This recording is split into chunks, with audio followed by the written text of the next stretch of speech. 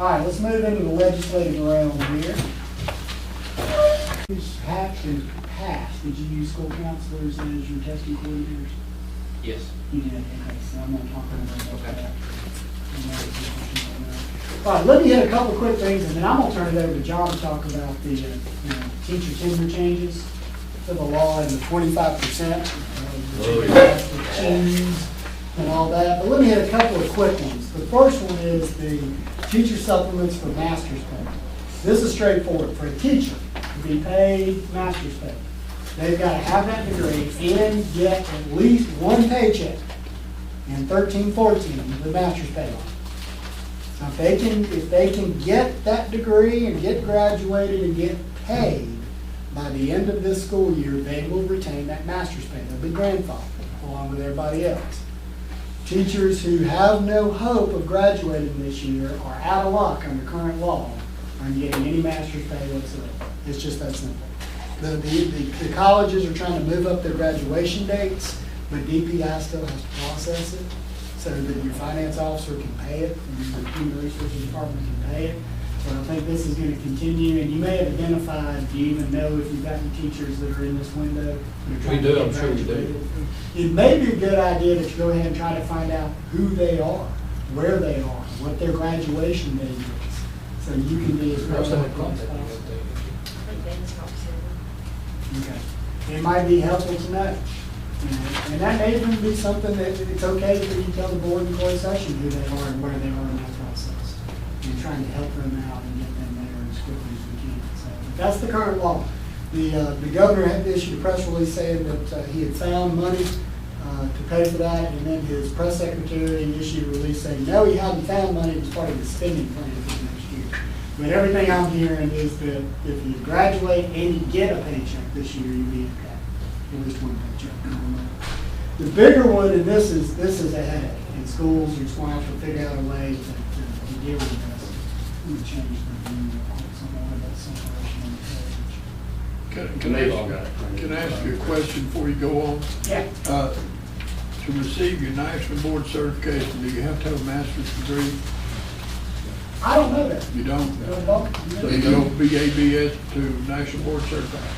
So why would anybody spend their time after 13, 14 working on a master's to just go to national board? Because is it still 12%? It is.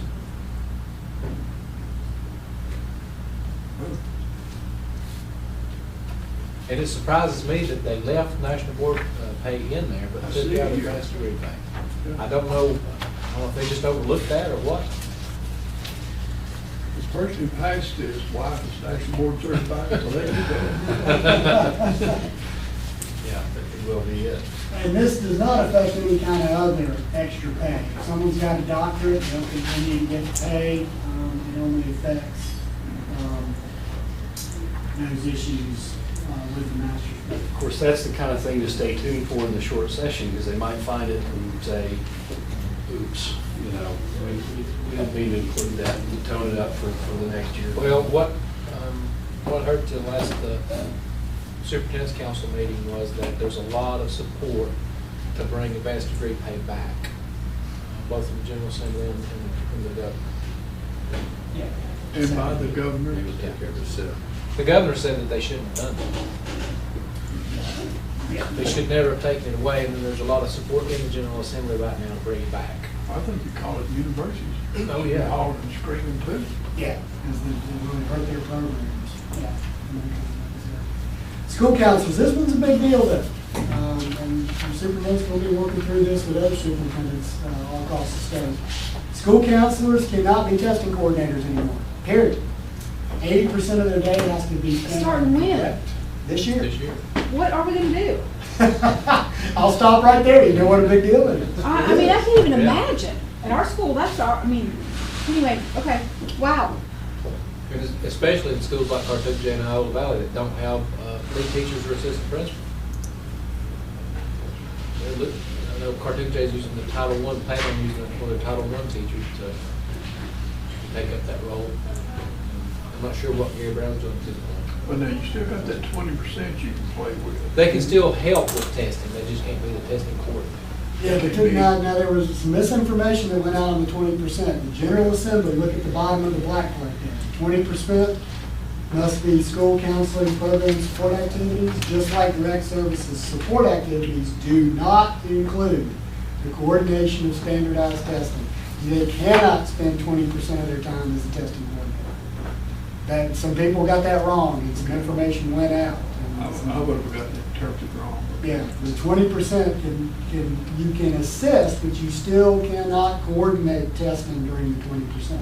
Now, the only workaround, and y'all don't have to believe this, I don't know anybody that does, would be that you could arguably hire a school counselor to be 80% a school counselor and 20% a testing coordinator, or 30% a testing coordinator, but you'd have to pay them out of local funds for that 30%. You couldn't pay them out of state funds as a school counselor. In most districts, you're telling me that's just not workable because they just don't have that money. I mean, it's not something that they can Well, do. tell me what the conflict of interest is and why is it that they want to get involved with telling us what we need to do with our employees that we have been doing this with and we're successful at? I'll say I agree with the idea that school counselors should not be test coordinators, but tell us who should be. Okay, so just from my own information, how come they should not be? They should be involved in counseling, especially at that time of the school year when we do a lot of testing.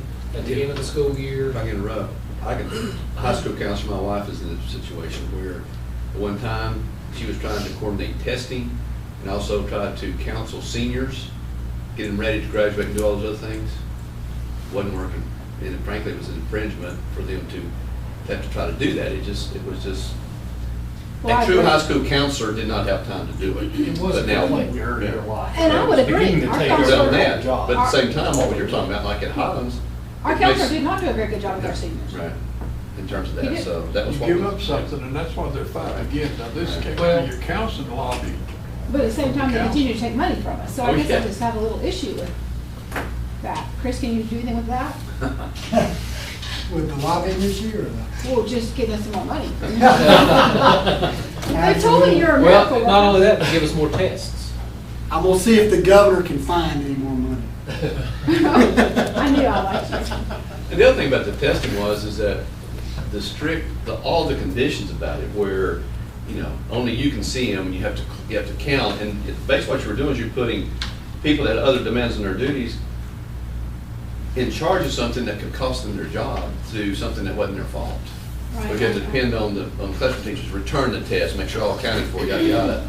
It was just Well, that's just why I asked too the question, much. when y'all could give me all these great answers. But now what's the answer to the problem, the issue with, who do you Well, it depends on the foresee? school right now. Schools that have assistant principals, they'll probably pick up more of those test coordination duties. Schools like Cartooga, that Title I teacher's gonna be involved. The principal's gonna be much more involved at Iowa Valley, I'm sure. Well, I It's just can see gonna where- depend on the school. Okay. But that says standardized test, that is not part of the state test. Yeah, that They do is, not include the coordination of standardized tests. those are standardized Yes, tests. it would be standardized within now. Yeah. I see. That includes the common exams, the EOCs, the OGs, the ACT. Well, why don't we just quit giving those tests out? That's a good question. That'd be really good, wouldn't it? Well, I think they are trying to look What about at that, some way Chris? to Do you think that? decrease it. Well, they said that. They reduced the number of EOCs that we had, and then they brought the common exam, the MSLs, and then changed the common exams, and they increased the number of tests that we get. We're back up to 10 now. We're more than that. And we're looking at testing everything. We're looking at testing chorus, art, band, PE, all standardized tests. PE and band? Now, I think the governor's backing away from that a little bit, but it's still on the table. Okay. But There's no, the key is what you said, Seth. It's all about the money. We don't have the monies to do the things. Yep, people dictate to you, this is what you need to do, but how you do it when you have limited funds? Yet you have no choice. So it's a quandary that I don't know that there is no such thing as a good answer. Well, I think the Period. state is really starting to lean on school boards and local government to pick up their shortfall. And Well, I think a good example, and this is something that we're all very familiar with, and that's the issue that we have with copiers right now. Our cost, extra charge. Last year, we made 8 million copies. That cost us $217,000. What was that, $67,000 over our original contract. The state of North Carolina gave us $127,000 for instructional supply material. They gave us $62,000 for textbooks, and that's all they gave us for instructional support materials. That added up to $189,000. That didn't even cover the cost of copies. We've not been able to buy a textbook since 2005 at the latest. And so that's a no-brainer that you're gonna need more copies. Right, we're gonna need more copies, but the state is not giving us enough money to purchase copies. Well, I mean, and, you know, we say we have to have more copies, but how are we gonna pay for them? I don't know. Something's gonna have to give, because you can't not give them copies. We paid for them last year, and we're gonna pay for them again this year, but that money, I think folks have got to understand is that money gotta come from somewhere. And when it comes from somewhere, it's gonna be taken away from something else, and it's, you know, we're getting to the point where we don't have places to take that money from. That's true, but we were talking about the other day about how we don't necessarily think our education is failing. When you start not having enough copies to give these students that have no books, you will start to see a decline in our education.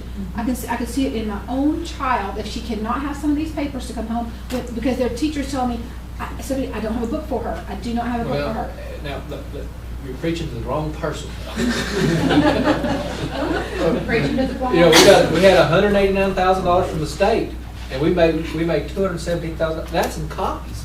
So imagine what we need for supplementary materials. I'm gonna interrupt you for just a second. Common Core. Why do we have a contract that says that we only have these amount of copies? Because I would think we would know ahead of time. Let's not pay too much attention to the contract, because like I say, we went over last year. Angie, how many times in the last 10 years have we went over? Have we ever been? Probably every year. Yeah. I was gonna say half Much, I would think. So the point is, you know, we've always gone over that copier limit. We just always have had the money to cover it.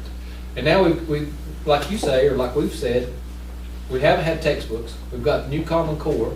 So, and the thing about that is this: the state hasn't given us the money to purchase textbooks since 2005-06. Well, we should have a North Carolina state representative in here in some of this. Well, now, according to them, this is the most that they've ever given public education. It's a new form of math. Yeah, Paul but it's Hitchens. called the new form of math. It's not taking into account the increase in our student population. All they want to do is look at the bottom line figure. Well, last year we had $10. This year we increased it to $12.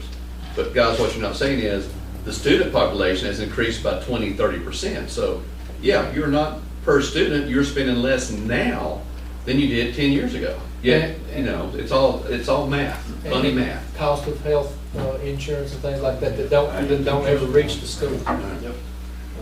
But here's what somebody has to tell them, and I don't know who this is. From a local standpoint, you're right about it being passed down to the local.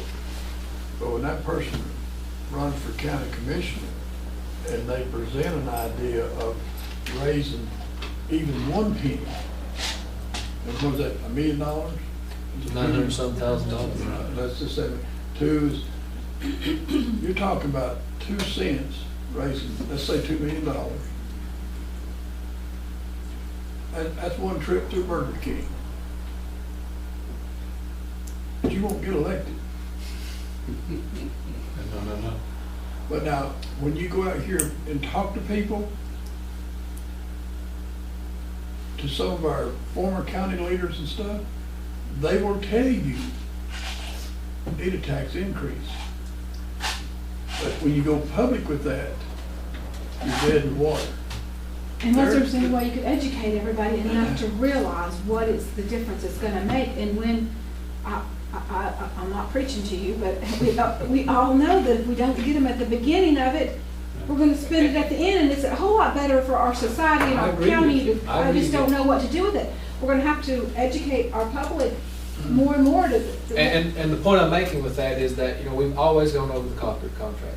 I mean, we've always done that. We're gonna do it again this year, but we just don't have the options that we used to have to bring that money in. Yeah, You know, think- we're $500,000 less from the state this year than we received last year. We're in a, So tight basically, spot. teachers and parents are the only place that you steal office material from home and take it to school and work, because, I mean, we literally take paper up there. I mean, Well, take paper up there and give them to them, you know? well, and, you know, that, this is a little bit of a sidelight, but there's a lot of misunderstanding about that copier contract.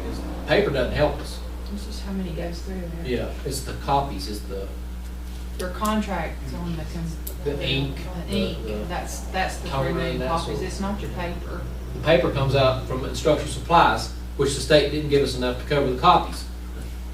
So we buy ink, I don't know the Well, answer is. I just know I'm this is gonna summarize. have to be addressed, this is, we're not. Think of it this way, Stephanie. How can you justify a legislature that changes your entire curriculum? They changed the whole thing pretty much. Exactly. Yet they will not give you money for textbooks. I know. this is- Explain that to me. I've had How- teachers, what is your thinking? if I could explain that in to you, terms of first of all, I don't have a different job than I do. Go from there. But, Well, and going back to the copies, we're gonna cover the copies. I realize that, That's but what are gonna we gonna do? We're still, and we're off subject here, but we still have this to address on and on, because our children, No, no, that's an absolute fact. I mean, because we have to, if, like he says, we're changing the core curriculum. I had a teacher say to me, you know, I have to have these copies because I have to find this, I have to go and find this core curriculum that they're teaching me. Every teacher And then does also, she's having to go, she's trying to get depth to our children instead of just giving them a little bit of fluff Without a textbook. without a textbook. Right.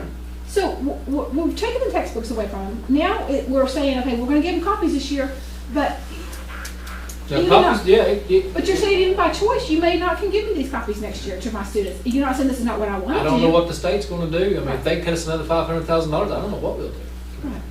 I mean, So it's just something we're going to have to continue to Stephanie? address. And Welcome to the budget process for next year. But I think also, And our public has start to talking be, about it. we can't be the best kept secret in town with this dilemma. You have to talk to your political leaders who can do things and take a bullet. And tax, the word tax is a bullet. And, Oh, yeah. but you can't run and say, I want to rotate through there and I'm not going to use the word tax. I am telling you, that is what we need in Yeah. Macon County. That's And- what we need. But now it's you're dead in water. can you do that and make it school specific? I'm just wondering. You- We're off subject with you guys. We may need to go back to that. Yeah, we'll get back. We'll have, Chris, sorry. That's fine. As you can understand, this is a sore topic with this, every board. Let me just add one thing though too. It's important to remember that, you know, some people are blaming Tim for this. They may even be blaming Angie, blaming me for it. But if we had money, there would not be any discussion about this. I mean, it needs to be, the blame needs to be put where it should be, and that is on our funding source, the state.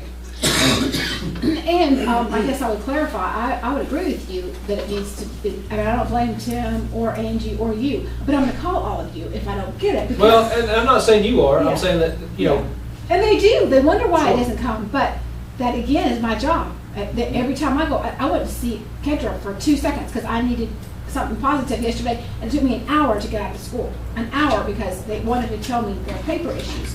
And I respect that, and I understand it, I totally get it. But it's even bad that we're having to have these conversations that we don't have enough copies in our classroom. And even, and then what they do, the secretary is like, they sent me these things that said, I have to have these. This is a requirement. But then they send me the next. who makes that requirement? I- That's the other thing. I'm That's sure the North state. Carolina State. Yeah, I mean, it exactly. came from this Exactly. office, but I'm sure somebody told you to do it because It's the state. you have something better to do than to send us things to do. But, I mean, here you go. Do all these things, and by the way, I cannot give you enough copies to do it. Have fun. Well, and keep in mind now, they can make those copies. There's not a limit on the copies. I realize that. Principals are gonna be monitoring it, so if you just tell them that, I think they still under the idea that once we get to that 5,000 or 2,000 threshold, we don't get to make any more copies. I promise you, they're still under that. I've told them that your dear, sweet superintendent has taken care of that for you, but they're still nervous that it's not quite there. But if they want to change, how many employees do we have in Macon County Schools? 600, Let's just say Eight. 600. You say 600, You right? look at the status, with the exception of me, everybody's supposed to have at least 10 friends. So 1,000 votes can change this, your local election, and if you do it through North Carolina, it can change your national election, and people will get involved in it. And 6,000 votes can change your local election. If they say, look, we need another penny, we need a penny and a half. If those teachers can get their 10 friends, I'll campaign for them. it'll happen. Well, it's like that graphic that we looked at last night, Right. comparing teacher salary growth in the last 10 years. If they don't do it now, they never will. I think, well, we're way off, and I'm just, Yeah. We gotta let Chris get back across the mountain, so let's. Yeah. Well, no, this is. I don't know about you, Chris, but I feel like I've been at Wimbledon the last. Well, It's and I will make one comment. These are fantastic discussions, and they do absolutely no good if they only happen in this room. And you need to have a joint meeting with your county commissioners and very politely tell them what you need and that you'll support it if they would support it. You need to meet with your local delegation. Your local delegation will tell you they don't hear from anybody who's upset, you know? And so if if you want Raleigh to change, you actually need to meet with your local delegation, whether you think they all agree with you or not, to make sure they understand your viewpoint as a school board. I mean, that's invaluable. It's true. And I'm pretty sure they don't agree with me, or otherwise I wouldn't need to meet them. Yeah, you know, I mean. To some degree. I mean, I if think you're it's sending me more that money. important, when you don't think a legislator necessarily sees it the way you do, I think it's more important to have a face-to-face meeting. Absolutely. And to get to know each other. And I think what you hit on a really good concrete topic to give them is we don't have materials to put in front of students. And how is anybody going to get educated in those circumstances? So that's where we need help. but see, we're lacking a grassroots effort here. If it's happening to Macon County people, it's happening in the other 100 counties. Well, it's everywhere. It's everywhere. Where is the revolution? Can you use another descriptor besides grassroots? Yeah, we've been through that. It stuck in my mind. But anyway, We should be getting excited about, and I do. If you start affecting my child's education, and everybody else should get as excited as I am, whether they're on the school board, whether it's your grandchild, or whether it didn't even, if your children are out of school, you should still get excited because your county and your town is going to be affected if we do not educate our children well enough. I will tell you, PTOs are not being utilized the way they should. That's a place to start. It is a wet place to start, please. Because if they would, They're welcome. if they would get organized and if they would do petitions and send emails to legislators, I think it would start making a difference. And I'm going to be quiet now. That's personal. Teacher tenure, Mr. Henry. Real quickly, we'll kind of do this with a broad brush stroke because a lot is still up in the air. And to that end, I'm going to ask you to notice that box that's dominating about a third of the page in the upper left-hand corner. I'm going to ask you to ignore that for right now. We'll circle back to that. If you squint at it just right, it turns into a That's why question. you came this morning. Yeah, and we'll get back to that. The rest of the timeline, and I think that Dr. Baldwin, he did a good job of presenting this to the board when this first passed, and so I think this should be somewhat familiar to you, but the basic idea that you need to know is, number one, no more tenure to be granted. You don't have the ability to grant it any further. And then any teacher hired from here on until 2018 can only get a one-year contract. That has some really strange results, really harsh results, in that if you had a teacher who was a 30-year veteran in the Jackson County schools and been teacher of the year 5 times and she decided to move over here next year, you can give her a one-year contract and that's it. You just don't have anything else. We're also going to cruise along in a strange situation until 2018, whereby we have some teachers that are on a 4-year contract. Anybody new who came in is on a 1-year contract, and that'll have to be up for a renewal decision every year until we get to 2018, at which time you can start to offer contracts of either 1, 2, or 4 years. That'll be up to your superintendent's recommendation to the board, subject to your ability to change it, to any teacher who has been in the system for at least 3 years. Anybody who's not been in this system for at least 3 years can only get that 1 year probationary contract. What all of that sounds like to me more than anything is that non-renewal decisions are going to, explode in terms of the number that a board is going to have to face every year. I don't even know how many non-renewal decisions have we had in the past several years. It almost always has resulted in, those were employees who had had 1 or 2 years and were trying to see, well, can I be a teacher? And sometimes that works out and sometimes it doesn't. And now you're going to have to make those same kind of decisions about renewals for teachers who have been here for 25 years. And that's a very different situation than we've been in at all before. In terms of what the employment process is going to look like for teachers during their contract, it's not going to look much or maybe any different from the school board's perspective. They get essentially the same laundry list of reasons that are the only ones for which a teacher under the contract can be dismissed. It's the same list as we now have for tenured teachers. And in fact, those same, as Chris will tell you, we're going to have to figure out anytime there's a decision, the first question is going to be, we're talking about a tenured person or a contract person, and are they 1 or 4 years? And if so, that'll determine which set of laws we're going to apply. Because the tenured teachers keep it until 2018, and all of the old law still applies to them. By the time it gets to the board and your decision, it's going to look very similar. It'll be, here's what they did, and here's the superintendent's proof of that. You'll have to decide whether, and they'll have a chance to rebut. It's the same miniature trial that it's always been. You'll have an opportunity to make findings of fact and decide whether that was justified or not. Any thoughts, Chris? No, I think that until, John's about to talk about the 25%, so the question is always, well, what are we going to have between now and 2018? You're going to have 1 year contract employees, year to year. You're going to have the 25%, the chosen, which we'll talk about in just a second. And then you're going to have the ones that had tenure. They can just keep it. If you don't take the 25%, if you're not part of that group or you don't take the 4-year contract, if you have tenure right now, you just keep it until 2018.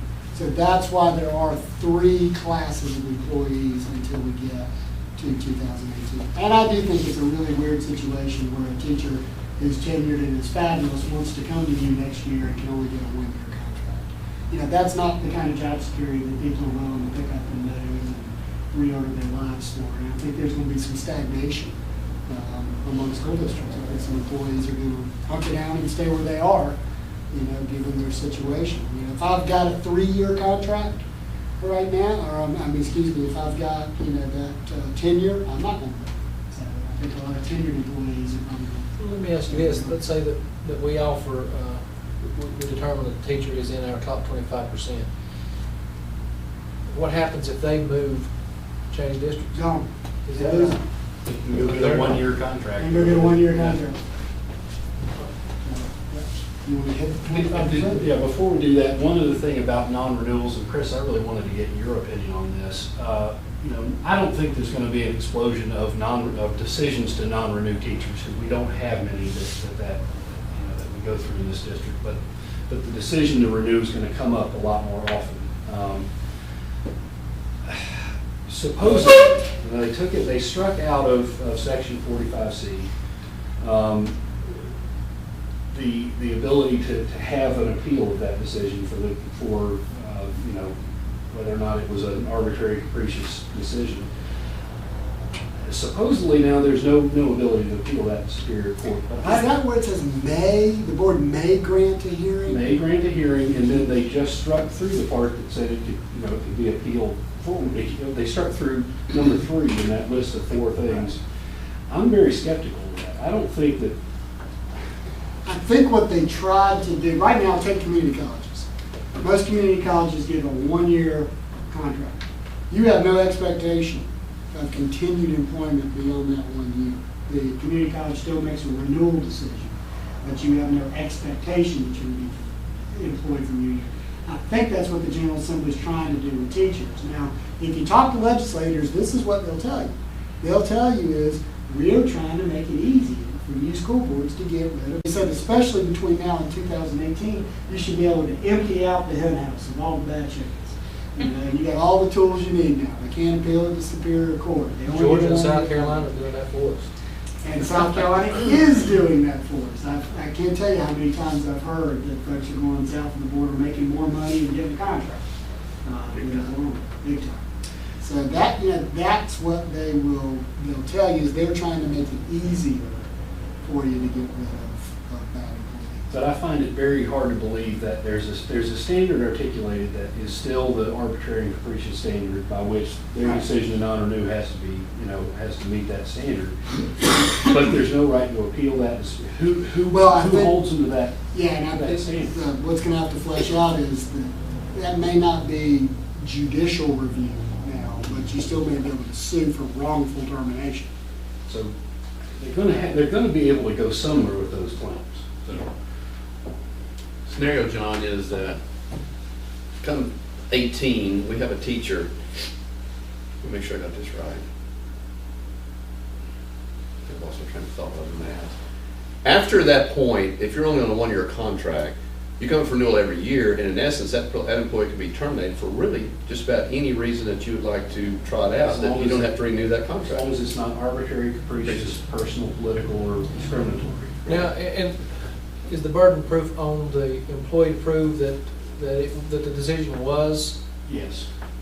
They will have to sue and make their case, but I don't think, just because the legislature struck through the number 3 in that one particular statute, I don't see that as, you know, employees that are facing that situation are not just going to throw up their hands and say, oh, well, I guess I'll go get a job at Jiffy Lube. You know, they're going to, I think some of them are going to try to stick in, and it's a little bit like John DeVille described it as lawsuit flypaper. There's quite a bit of it in this stuff, I think.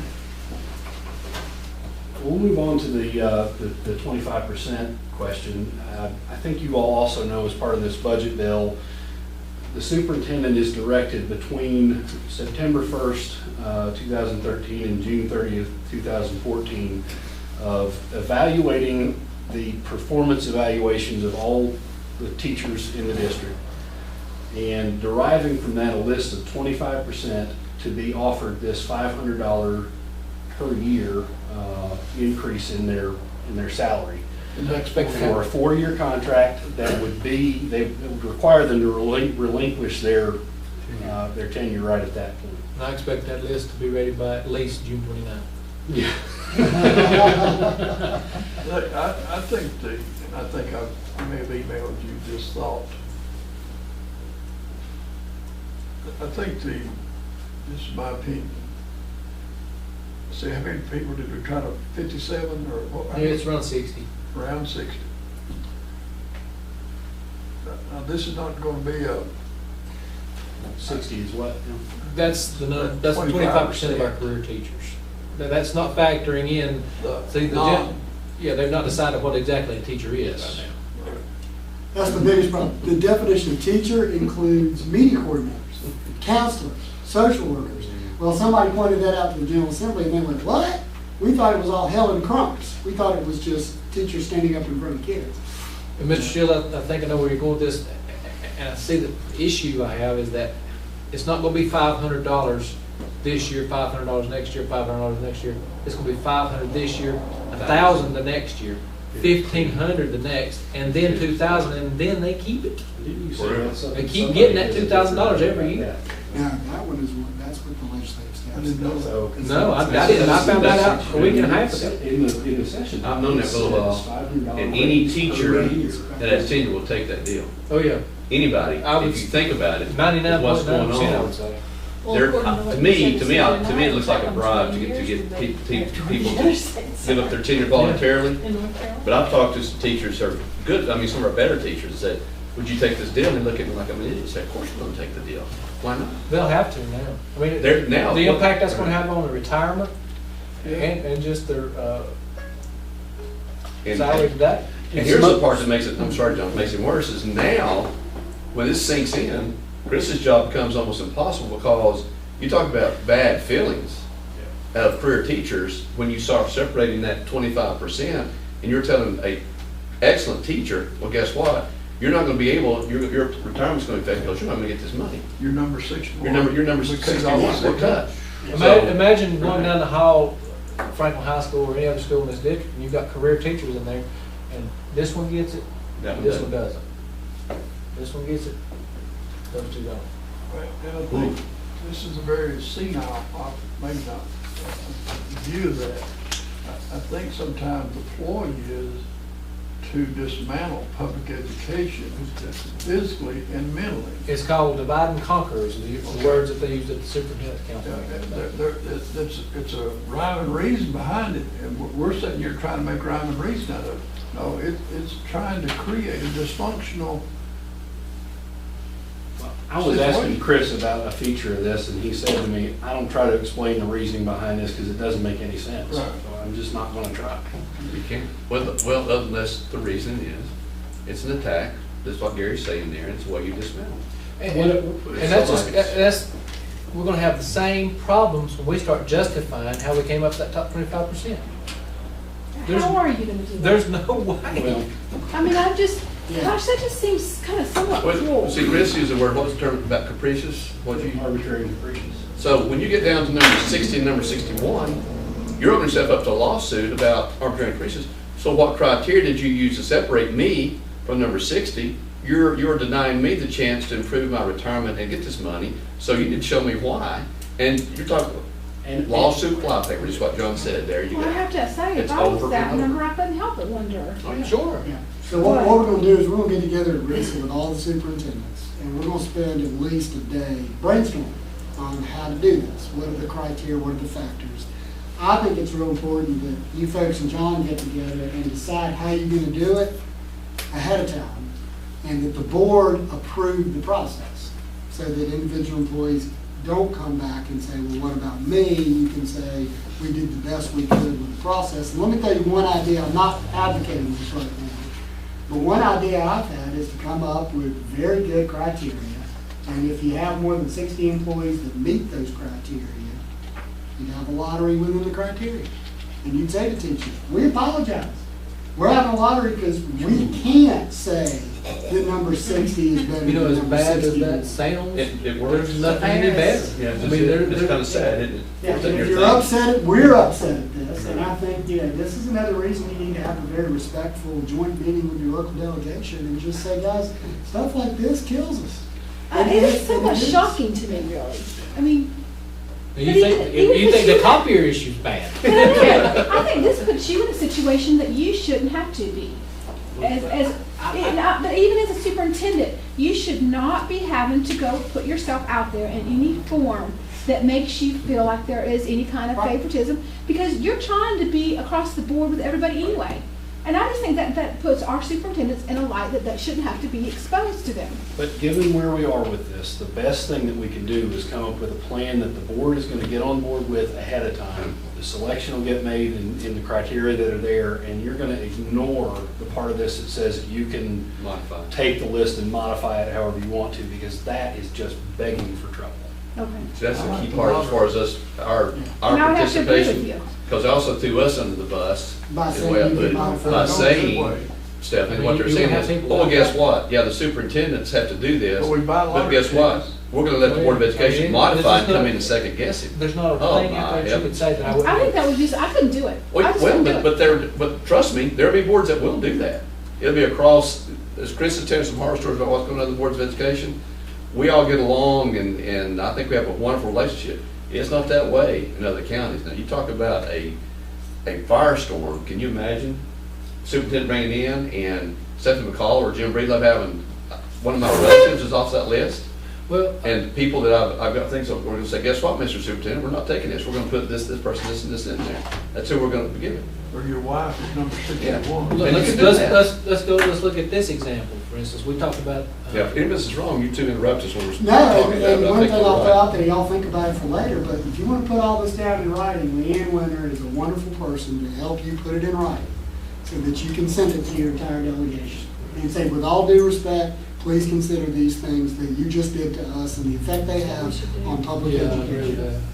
We had a discussion, John and Mr. Moore and I, the other day about how we go about doing this. We looked at the better evaluations, choose the top 25% from that. Well, that's going to depend on your principal.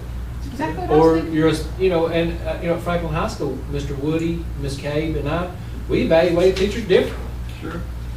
So, let's say that you have a spouse, one of the board members has a spouse that works at one of the schools. And because of the way that they were evaluated, they were happy with their evaluations until we now compared them to the evaluations of other principals. You don't give distinguished. Lonnie will give a distinguished Right. education.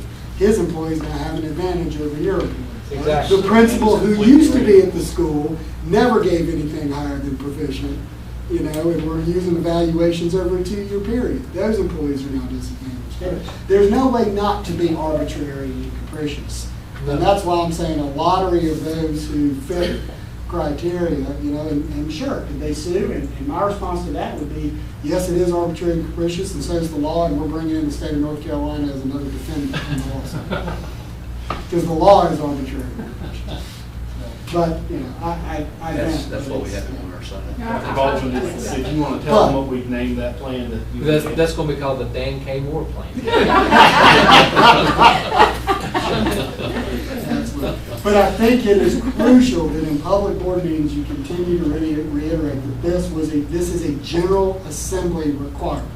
And you're trying to figure out the best way to deal with it. It is unfair. And it is put upon us by the General Assembly. And on behalf of the General Assembly, we apologize to those teachers who want this 4-year contract with this pay increase that will not get it. You deserve it. All of you deserve it. And if you don't like it, educators, parents, you need to let the local delegation know. This is being handed to us and mandated from Raleigh. I This is think too, mandated. the whole idea of letting them know that we don't like it, it will help in the whole process too, because they know that we did not agree with it to start with, if we do something with them. Because as a at the end of the board. day, it says the superintendent must. Let's do it. Yes. Period. Yeah. Yeah, and I also think that's adding work to you, a workload to you that just doesn't. I mean, there's no doubt, it's the law. Yeah, And that's another issue, these are not policies anymore. These are not educational policies that we can tweak and things like that. This is law. But now, go back over that again. How did I miss about the 500 next year, it's 1,000 next year, it's 1,500 next year? What the session law says is that the teachers at 25%, they're offered a 4-year contract with a $500 raise each year of the 4 years. And apparently the fiscal staff at the General Assembly did calculate that as $500 cumulatively adding up. So $500 this year, you get another raise of $500 the second year. So if you made $40,000 and you take a 4-year contract with this $500 raise, the next year you're making $40,500. The year after that you're making $41,000, and so on through the And if end that of 4 wasn't years. bad enough, at the end of the 4 years, you keep that $2,000 raise. And For retirement. looking at this, that's exactly what it says, and a $500 annual pay raise, Annual pay Right. raise. Yeah. So you end up compounding it. Yeah, you started. But now- And I'll We tell you, can't you're not afford a correct. toner.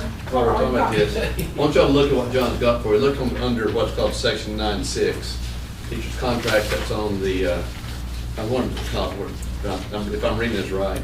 What you have to understand, there's even question about the wording. What they're talking about is, does wording mean a compounding of $500, which could result, if I think I'm right, of a total of not just $2,000. Yeah. That's what But we're it could talking total $5,000. Over the 4 Yeah. years. Over the Yeah. 4 years. And that is what the legislative staff is saying. So in other words, take a real simple example. I make $30,000 a year, okay? At the end of 4 years, I'm gonna be making $32,000, right? So that's where the $2,000 pay raise comes. But in year 1, I made $500 more than I made at the beginning. Year 2, I make 1,000 more than I made at the beginning. Year 3 is 1,500, and year 4 is 2,000. So over the 4 years, I've got $5,000 more dollars in my pocket than I would have had.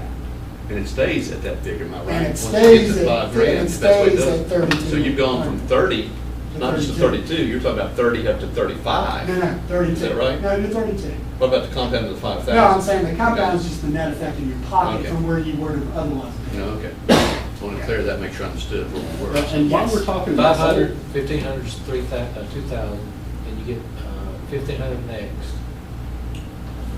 No, it says 1,500, then you get 1,000, that's 2,500. Got a slide that shows that. Then you get 1,500. Yeah, 5,000. Yeah, that's the 30,000 is the example they gave you. You started with 30,000 and you accept that 4-year contract. Your base salary goes up $500 the next year, $1,000 a year after that, $1,500 a year after that, and $2,000 a year after that. If you add all those, the increase together, it's $5,000 more, like Chris said, more in your pocket. The crazy thing is, it's true, they're just taking it every 4 years. I mean, let's say that if you work for me and I give you a $500 raise, well, each year, that's $500 more than you had when you started. Well, this law simply says that every year, you're gonna get another $500 raise. So it's moving up from the baseline, Gary, is what you're doing. Your baseline is 30,000. Year one, you're gonna go up 500 from the baseline. Year two, you get another $500, so you get to go up 1,000 from the baseline. So they're just taking a 4-year snapshot and saying a $500 per year raise is worth $5,000 to you every 4 years. That's all they're saying. But I'll tell you, while we're talking about those numbers per teacher who accepts that contract, think about what that accumulates to over the state of North Carolina. It's a lot of money, and they appropriate, what, $500 for 21% of classroom teachers. That's another problem, is they don't know which teachers they're talking about exactly. But there is no reason I could not with any assurance sit here and tell you that the next time they pass a budget, it'll have all of the funds in there to do that. Meanwhile, you, the local district, have gotten into a contract between you And they say we're gonna do that, so who pays the money? It's gonna have to be so heavily redlined that. Well, the other part I didn't on funds. put in here is if you, because hopefully we might be able to see it fixed, but if you're locally paid, you don't have to pay it. So Nowhere in this does it say that the 500 comes from state funds. And the way DPI is interpreting this is if I'm a locally paid teacher, for something like a grant, if I'm federally paid out of a federal grant, it's gonna have to come out of the federal grant. The state is not gonna allow you to use state funds. And the hard part about that is, okay, you can say, all right, well then let's move that teacher to state. Well, who are you moving to the grant, or who are you moving to local? Well, if they're higher paid already, it may not do you any good. So it's entirely possible that school districts are gonna lose money. And because of this law, it may not be a whole lot of money, but they will lose money this law because they will have locally Criteria number one, paid. you have to be state paid. Chris, you just ruined my afternoon. When you have That's roughly right. $100 in your bank account, you can't afford to lose a whole lot, so, yeah. I would never have thought of that angle, that if you're local. But now we don't have our local people on our, we have the youngest people on our local money. We'll try. And if we go to the top, Well, remember, this is 3+ years, so it's entirely That's it. possible you've got some teachers that have been living 40 years in a local paid. no, we wouldn't have. Not usually. Sometimes. Yeah, we try to do the young, or the. Yeah. Yeah. So hopefully, but the one I think is hard is the grant funding. I mean, if you're paying a teacher out of grant or something like that, you can't use state funds. But now, do you have to give them, if they're out of grant funding, can you stay within that money of the grant? Or is this, You have to read the grant. Hopefully, if there's money in the grant, hopefully you could use the grant to pay the 500. But you have to read the grant and see what the restrictions are in the grant. And I still can't log into Power School. What, say that again? You can't log into You can't log in Power Power School. School. I can't see the evaluations. I can't deal with evaluations right now. Why? I can't, there's a glitch with the program, we can't get logged in. within North Carolina? I guess, I think Miss Cade can at the high school, but I have to log in to be able to allow other administrators to log in, I guess, give them permission. And I still haven't been able to log in. Been trying since school started. Now, this morning, does your principals, does the principals, or do the principals understand about the $5,000? I found that part upset me. Yeah, because I'm hearing a lot of districts say that they may just try to do it school by school. Well, and as they talk about that, I 25% think, at this school. yeah, Chris has given me a list of bulleted things to remind them of, and that is, don't promise them that it's gonna work out one way or another. Here's what we know. And it's the first part of what we covered, not any of this 25% stuff. Now, and for what it's worth, Dr. Bowman, you know, my advice is get this message out as fast as you can to all your teachers. Say, look, we have no clue of how this is going to work. I don't know, the board doesn't know, our lawyers don't know, the state doesn't know, the School Boards Association doesn't know. Let's all focus on what we can control, which is educating our kids. We will work through this as a family, we always have, but please, don't focus on this 25% right now. Say the you know? board don't know, so don't call them. Yeah, right. I'm telling principals, they should take their teachers seriously. When they come up and say, what are we gonna do about that 25%? Say, I got no clue, go back to your classroom. I got no clue. What 25%? Yeah, what 25%? Yeah, that'll come at the end of the year, and the board's gonna wrestle with that, and I have no clue, you don't need these. Well, and we've not discussed it very much to this point because we didn't, it keeps changing. Every time I speak to someone, I learn something different. I mean, I just found out about the compounding $500 at the superintendent's conference, what was that, a week and a half ago? Yeah, and the other thing that keeps changing back and forth is, does this year count? Can this be, if you cross into more than 3 years This this be the year, third year. Yeah. can this be that greater than 3 years? And the DPI barnstormed the state, half the state, and said yes. School Boards Association says no. General Assembly staff says no. And DPI may be coming over to their viewpoint. So it looks like you had to have had more than 3 years as of September 1st. So if you started your 4th year, you're in the pool. But if you started your 3rd year this year, you're not. And that's what we were figuring, wasn't it?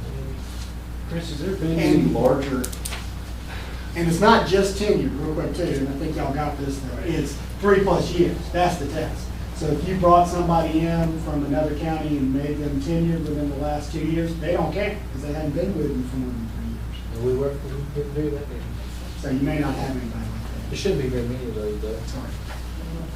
Chris, has there been, I know another issue in related to what year is the cutoff for where this evaluation for the 25% starts? Right. Is that, you know, Dr. Baldwin was telling me, principals are telling them there's a flood of teachers running up and saying, you gotta evaluate me, hurry up. Well, the NCAE, I heard from an NCAE rep that, I believe I heard from an NCAE rep that the NCAE was, is it the superintendent's council meeting, that their NCAE rep told them that they're going to encourage all teachers to go to the principal and ask for or request Performance cycle. full evaluation. Yeah, full evaluation Yep. cycle. On the full summary, because they have a better shot at getting a higher rating than if you do that one evaluation And- that you've traditionally done for your tenure. And we can log into the evaluation system now. Now, it says, all it says, you'll look at evaluations and performance in making the decision. So arguably, if everybody who's eligible was with you, has been with you, you could use last year's evaluation. And you can decide now. The law says between September 1 and June 30, you'll make this decision. I'm not advocating that you go ahead and make this decision, but some school districts may decide to make this call before they even do year-end evaluations. And say, hey, sorry again, but that's fair because everybody evaluated not knowing that this was a possibility. And that's as fair as everybody knowing. Or just announcing a cup and say, not anything after. Oh, I guarantee you, there'll be a lot of distinguished teachers. Yeah. Yeah. Might have one good year out of it anyway. Well, thank you for saying on compound. My mind had jumped out to where, oh my God, I think it's 5,000. Without reading that like, the banker in me is going, my head. Anyway. Yeah, be careful with that compound Yes. word. right?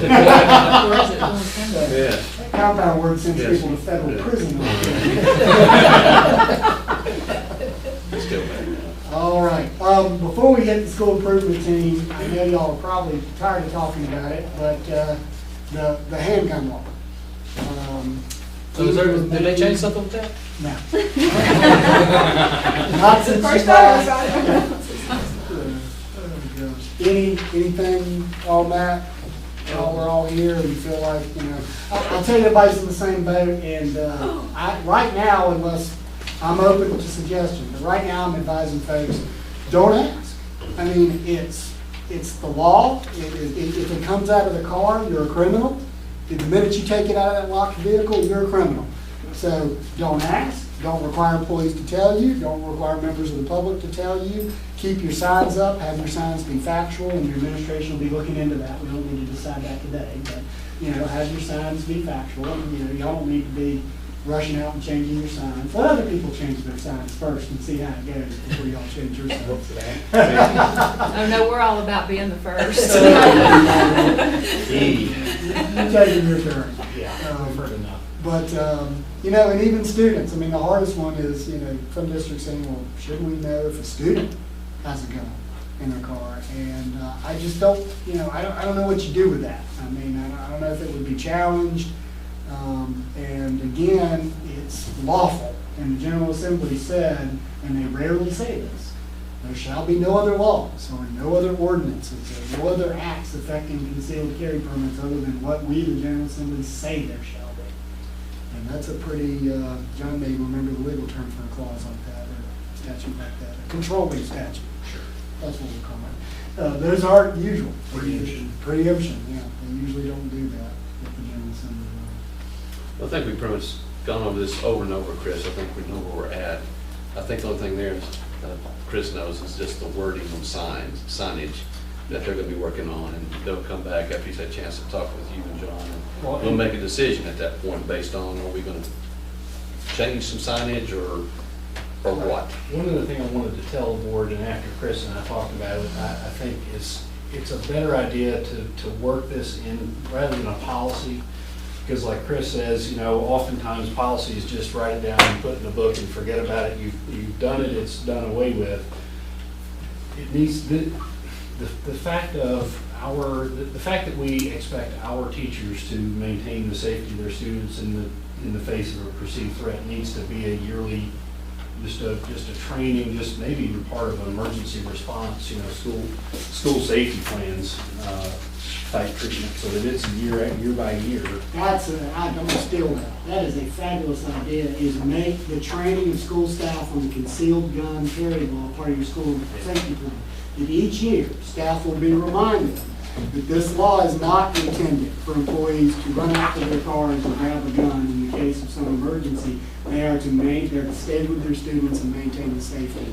That this is not, because frankly, I don't care if some legislators have said this is about school safety. It's not. It's a crime to take it out of the car. And again, most free thinkers are saying the time it would take somebody to run out to their vehicle and get a handgun and come back into school, you know, they're a prime target at that point for law enforcement. You know, somebody running into school with, you know, a handgun, and it will not take law enforcement long to respond to these things. So to introduce somebody who's been out in the parking lot, suddenly in the building with a weapon, puts that person in grave risk. And if the General Assembly had been serious about this being school safety, they would have said, in the case of an emergency, the person can retrieve the gun from the car to protect the safety of others. But they didn't go there. It's still a crime to take it out of the car. So I agree with John, that's a great idea, is to make the training about what this law allows and doesn't allow part of the school safety plan. I mean, that's a better place to put it than board policy. I think, and even the last time we talked about blowing it up a little bit, making sure that it's at your front door, making sure teachers have it in their handbooks or have it in your room. You know, it needs to be out there where people generate their own ideas of what the law says. Right, and that's why with the signs, they're going to continue to say no weapons, no guns, you know, maybe except as permitted by the statute. We're going to work through that, but you're exactly right. They are still gun-free campuses. Right. I mean, just because you got a lock in your trunk does not change the fact that we have weapon-free, gun-free campuses. And we're going to continue to have signs that say that until somebody shows up. That's illegal. What exactly would the penalty be if, for any reason, a gun came out of a locked container in a locked vehicle? At that point, I think it's a misdemeanor. I think it is. I think just the possession. Whatever form. Well, not to do you that, broke the that's law what- too. You broke the Yeah. law, right? Yeah, but that's what, insubordination is one of the reasons, X reasons they give you for terminating somebody. Well, and I think that's where that's, at least this board, I know, generated the intent to form a policy, partly for me telling them, you know, for your personnel, if they've been instructed this way and then they disregard it to do it anyway, it ought to have consequences in terms of. I like it But I as part think- of that school safety plan. That's where you would give the direction to employers too. And say that handguns can be, concealed permit holders can comply with this law, but not comply with the law could subject you to disciplinary action, including termination. Sure. That's something that the board should do in open session to give support to the superintendent.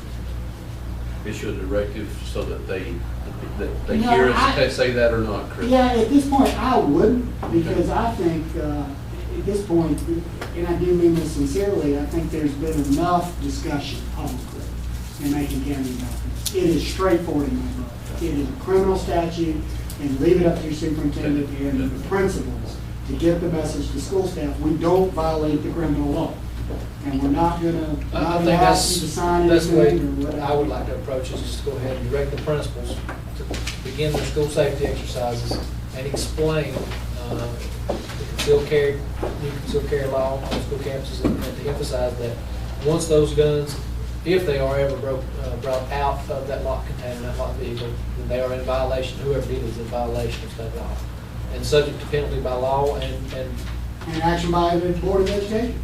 Yeah. Yeah, in violation of state law. And I think the public sometimes interprets the law the wrong way, and I think if they come to your school and got one strapped down here, then you can say, and they come to your door, since it's a new thing, they read that, so well, I don't think, I think I have to put this back in my vehicle. Yeah. Yeah. Now, generally concealed permit carry holders are the most knowledgeable gun owners. Yes. And that's the other reason I'm not concerned from that standpoint. because Say they that, know- say that again? The concealed permit holders are the most knowledgeable people in our community about gun rights and the laws. What I'm concerned about, frankly, is people not knowing about this law and thinking they can now bring their hunting rifle as long as they leave it in the car. Or they can bring a switchblade knife as long as they leave it in the car. Well, and it's We somewhat. still cannot have weapons on school grounds. And that's why I think we're totally within our rights, and every school district's going to do this, to continue to have signs, things like Gary's talking about, that say no weapons, except maybe as permitted by, and cite that. The concealed permit holder's going to know that. They're going to know what except pursuant to 14-292.2 or whatever means. They're And gonna it's know somewhat that. confusing because state to state's different, right? I mean, like Florida is a weapon, concealed weapon. It's not concealed gun, and some of them are concealed guns, and North Carolina is It's handgun. handguns, right. So it does every. Short barrel, long barrel. Yeah, I knew you were. I did not know that was coming. That's very good advice, and we'll just do it, and it will take care of itself, and we Some can move handguns on, and get off the cannons, subject. right? Probably the best thing we could do. Yeah, let's don't bring that. It did. All right. I agree. Couple other things real quick, and then we'll just see if there's anything else y'all want to cover. Is this thing with school improvement teams, and this is dead with what we just talked about, and the idea that John had, that I think is so good. This new law requires that your school improvement team now be a public meeting, okay? So that's number one. We just sent out, and Dr. Baldwin, I think you should have gotten a copy, an email where we kind of give some advice on how to run those meetings, sample minutes that they can take and all that, and email that we sent out. Basically, what we're suggesting to your school principals, because this is a change for them, is that what they have to do by law is they have to post the names of their school improvement team, when they were elected, and what their position on the school improvement team is. And that can be teacher, assistant principal, what have you. They have to notice their meetings on the school website. They also have to notice their meetings according to the open meetings law. with all due respect to Renee, don't throw anything at me, what we've been advising is that the board secretary already knows how to send out notices for public meetings.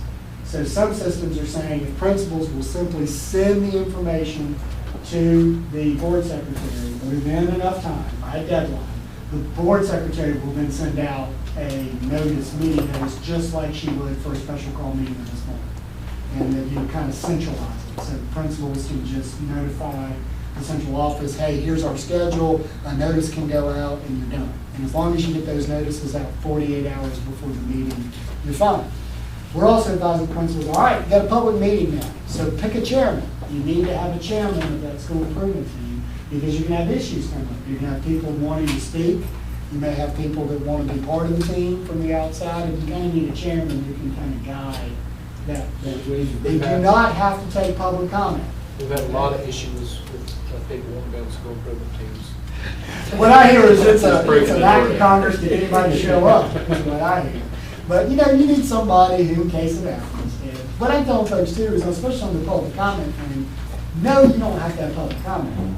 But take Dr. Lawling's point, it's hard to get people to come to these meetings to begin with. If I've taken the time to come to the school improvement team meeting, because I feel like there's something the school should be doing to improve education, is that team going to tell me no, that I can't have 3 minutes or 4 minutes or 5 minutes to speak to the team? I think you need to be really open as a school improvement team. I think if a parent shows up and wants to discuss something, welcome them. Put them on, give them a few minutes on the agenda and hear from them. Don't get caught up in the fact that you don't have to have public comment. This isn't a school board meeting. If somebody is taking their time to come to a school improvement team meeting, now, here's what I care about that. This team is supposed to go into closed session and come up with a school safety plan. They then submit that school safety plan to the superintendent, who submits it to you folks and John in closed session. You are to review the safety component of each plan of each school and make findings in closed session. Again, Stephanie, why did they pass that law? I have no idea. But obviously they wanted the board to micromanage the school safety component, and maybe that was the way they could say we improve school safety is we're making boards actually review that component. But you'll do that in closed session, and you're supposed to do that. You're supposed to do that this year. But now, if we have a unified school emergency plan, it's only unified up to a certain point, then your school then has different changes. So are we looking at what is everybody has, or are we looking to have to look beyond? The only thing that law requires you to review is each school's improvement plan as it comes in, you review it in closed session and make findings about it. And that means things like, well, did they consider the fact that this parking lot's right next to the, they're gonna have all the kids meet there and that's right by a highway, that sort of thing. Am I making sense to you? I think you're gonna review in fine detail what each school said they're gonna do for their safety plan. Because at one time, we had 12 unified things. Every school worked with that 12. And because of the school's layout, things went different after the 12. I didn't know if we're just looking for the... I think you'll do both by necessity. I think the first time you get one, you'll say, okay, are we still happy with our district-wide component? If we are, now let's look at school A. Then when school B comes to you, you can say, well, we've already looked at the unified portion, and we're still happy with it. Let's look at their changes. So, yeah, I think by necessity, you will kick the tires on your system-wide plan at least once. But once you've done that, then I think you'll be looking at the nuances of each school. And the team's really not going to change the district-wide components unless they make recommendations to you guys and say, hey, you may want to think about this. They're going to be focusing on the things that are unique to their school. And there may be exceptions. I mean, you may have a school come to you. This is why this is a good exercise. You may have a school come to you and say, well, the district-wide plan calls for this, but this isn't going to work. Amanda Taylor, this isn't going to work at Cartoon J, here's why. And you may say, okay, your plan can be different as to those components. So, it is a good exercise to look at it, regardless of this law. But by its very nature, this also opens up school boards be readily named in lawsuits on instances concerning safety. Is that Among the not- most readily named people Anyway. on boards around here. Anyway, but doesn't this open the door even wider as far as justification for a school board to be named? If something goes wrong in any of your schools, the board's going to get sued. I do It just that. is. So What this does, it makes us, if you're going to it now. we we've did done give them even something more. else to look Yeah, at. sure did. Sheesh. Probably.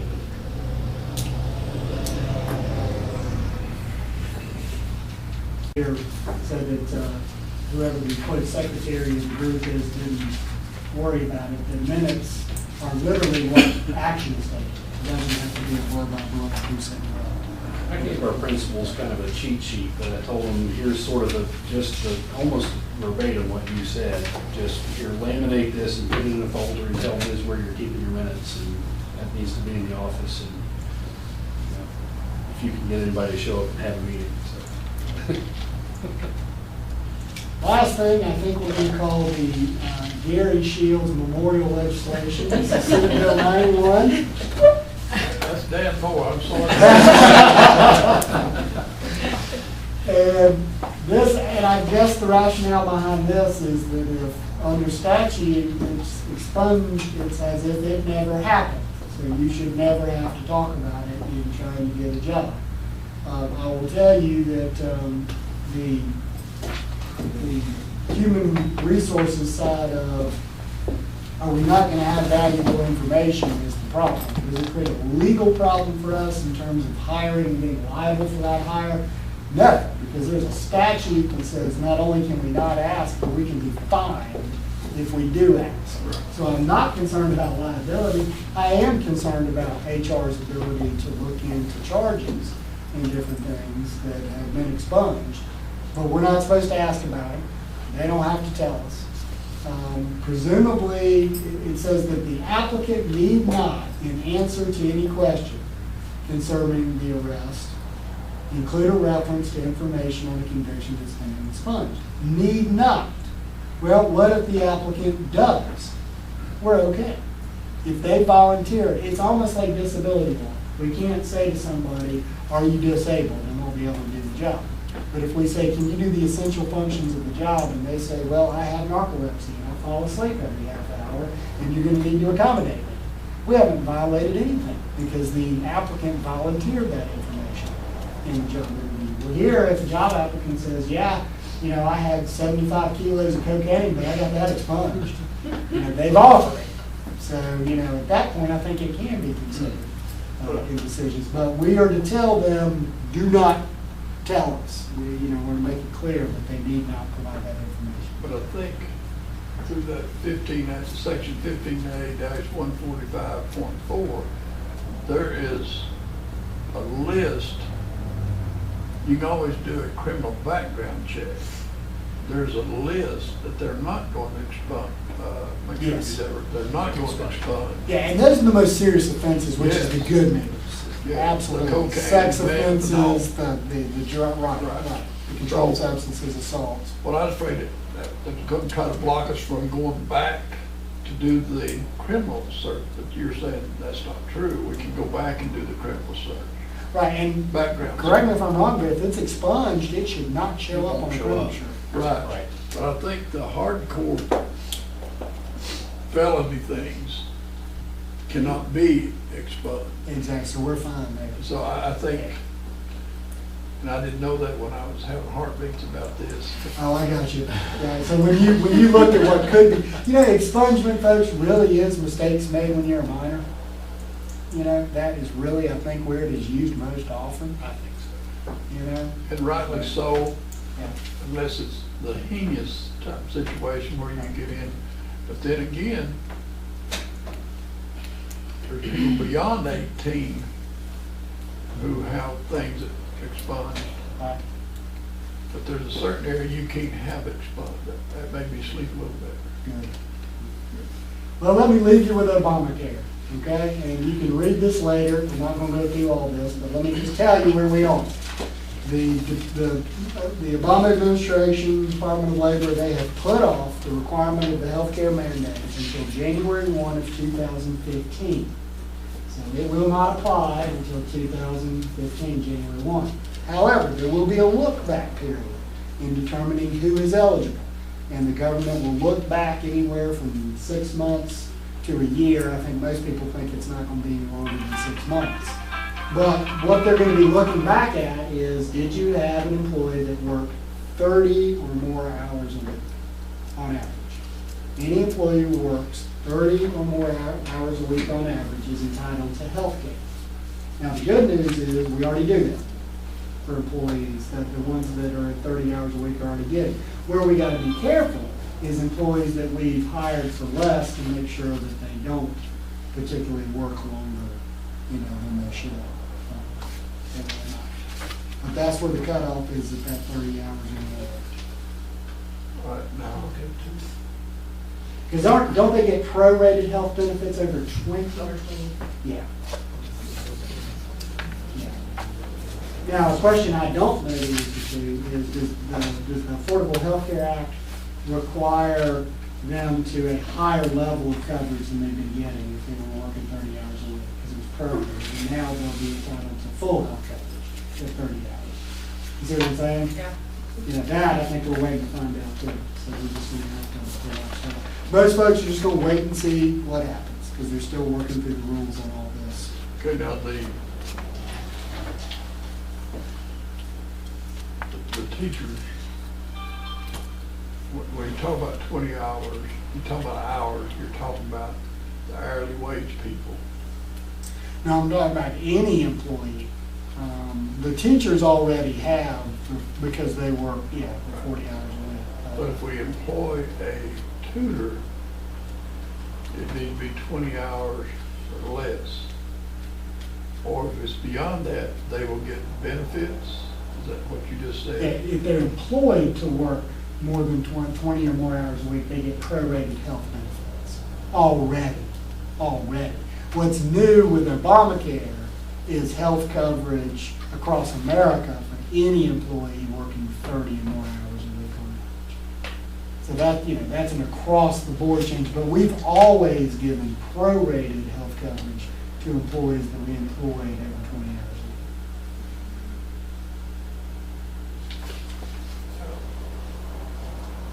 I think the retired people, I think through Blue Cross, Humana, something has taken over that arena. There was 3 categories in there. There's 70-30. I used to be 80-20. I think I go to 70-30. There's a word in there now that has advantage on it or somewhere like that. What I'm reading down at the bottom, you better check with your provider to make sure they recognize this.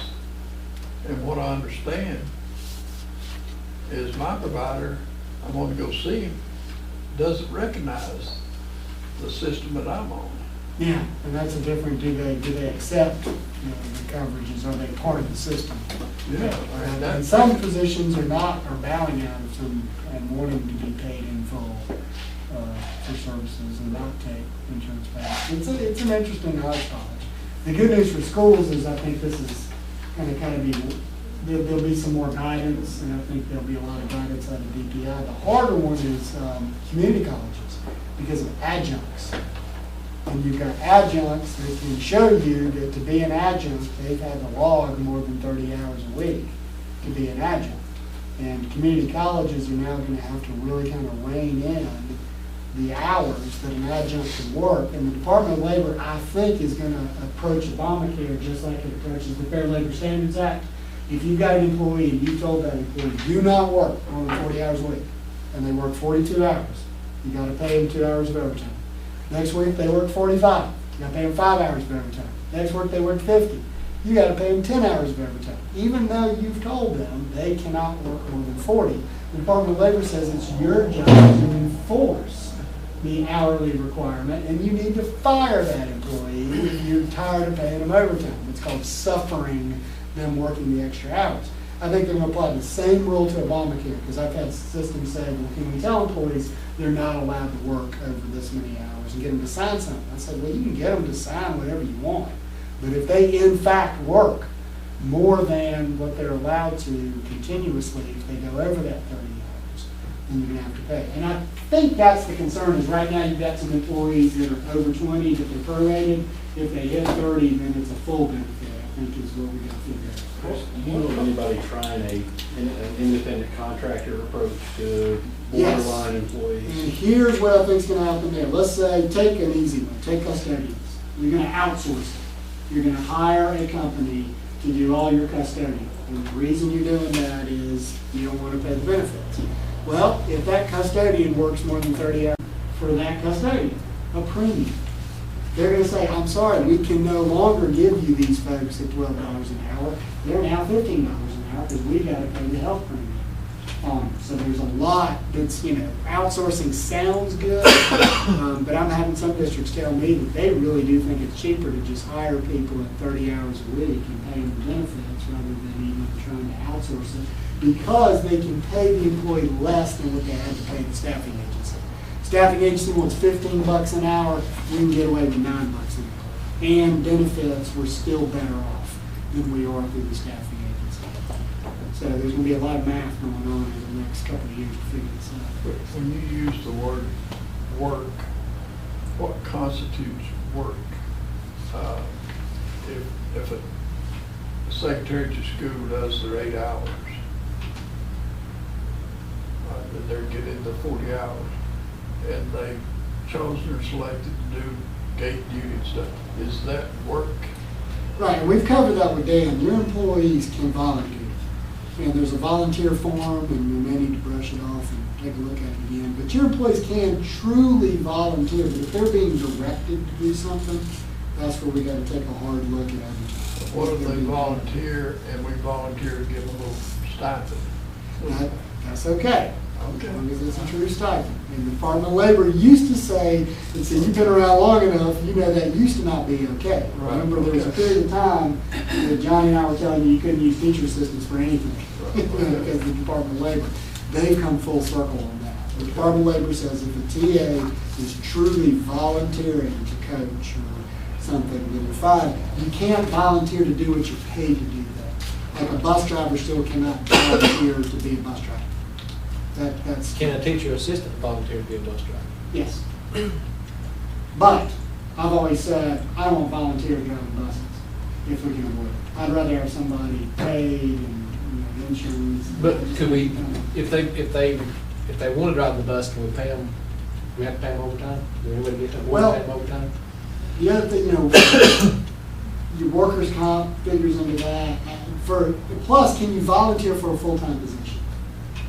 I think there's a difference between the TA saying, I'll drive the activity bus over to Asheville this one time. What about if it's substituting on a yellow bus? Yeah, see, I think that's too akin to a job. What's that? The Department of Labor would say you don't volunteer for jobs. You don't volunteer. I had a superintendent one time actually volunteer to be superintendent because he wanted to contract back through a private company it was, did not want there was that provision that you couldn't make so much money over your retirement. So he said, well, I'll just be principal. I'll be principal for free. I said, no, that's a paid job. You really can't volunteer for what we consider to be a paid job. There's no way to get right mind would say volunteer and superintendent in the same sentence.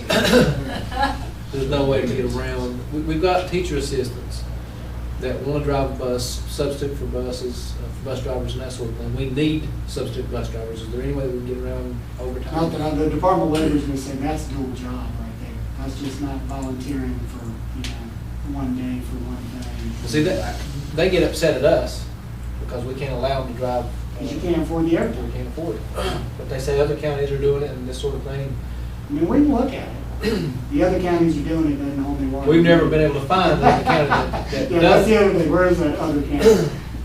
It's probably in South Carolina. But if you combine that job, if a TA was, let's just say, working at their job for 5 hours and driving the bus for 3 hours, that's one job, right? I mean, that's, okay.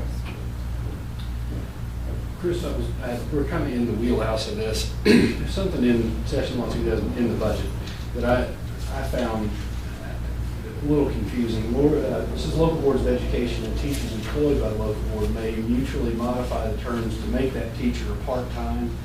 Is that to address that IRS situation, where they said you could, the prearranged? Or the 30 hours a week, Yeah. or what have you. You know why they did that? I think they would say we just want to give you ultimate flexibility. That if you can save money by having part-time teachers, then we're going to let you do it. We're going to make it clear. But then it says that the employee who enters into a part-time contract is not a teacher. So to me, it almost sounds like they're trying to pull that switcheroo to say this is not the same job duties as they had before they came back part-time. I think what they mean by that is the protections and everything else that go with it. That you're almost like an at-will. You can be an at-will teacher part-time, is what I think they were getting at with that, which is I have the same concern. If you had somebody to be willing to do that, and I think maybe what they're thinking is maybe with retired teachers, you could get them to come back on a part-time basis and save money. I think you had something to do with this, with T.C. Robinson, negligent death alleged. With the student that was run over by the gators? Yes. What was, I see what was proposed in here, Tom, Baldwin, there doing. Would you propose if we have this, that any school that has this type of ATV activity with students driving, that we get a policy quick, or is it up to, or do it at the school level or the board level? Well, I think you've got to do what you feel comfortable. That was obviously an extremely tragic event that happened. And what the board decided to do in response to it was say that only licensed employees with driver's licenses would be able to drive those vehicles, and students would not. What I would do is exactly where we started. This is a great full circle. I'd ask your superintendent to look into it. What are the schools doing? How often do we have those vehicles? How often are they used? Is there a reason why students need to be able to drive them? Or is it just a convenience? And we'd be better off saying students aren't allowed to drive them, period. But didn't y'all do an ATV training where they could drive them? I think that the policy does say that the person has to be trained in the vehicle to be able But to drive. the policy that you're describing does not allow students to drive, period. I gotta go back and look at the policy, because it's been a We while. did a little quick check. See what you pull it up right here. You take it. I am going to leave. We're done, yeah. Thank Thanks, you so Jeff. much. And also, I know Missy was checking her. I think this was a, While you're here, adjourn. yeah, I was going to say, this was a continuation, so we need We got to to, vote on that fund redistribution. Okay. That we carried over. What's Do you the, have an answer on that? I did talk to Mr. Maslin earlier, and Mr. Corbin is actually doing musical theater, so Mr. Brown is actually, when he moved into chorus, or back from chorus to band, he's doing band and chorus as a kind of combination class. I make a So motion to he- accept your statement. the most say to accept the fund redistribution. I do, because she's saying it's all together, I just didn't want it to be. Oh, your point was well taken. I was going to take some. All in favor? Any opposed? So moved. I'll entertain a motion to adjourn. Make a motion to adjourn, school board meeting. The continuation. So motion to adjourn, and I have a second. All in favor, so by saying aye. Any opposed? So moved. Thank y'all for coming. Thank you. Identify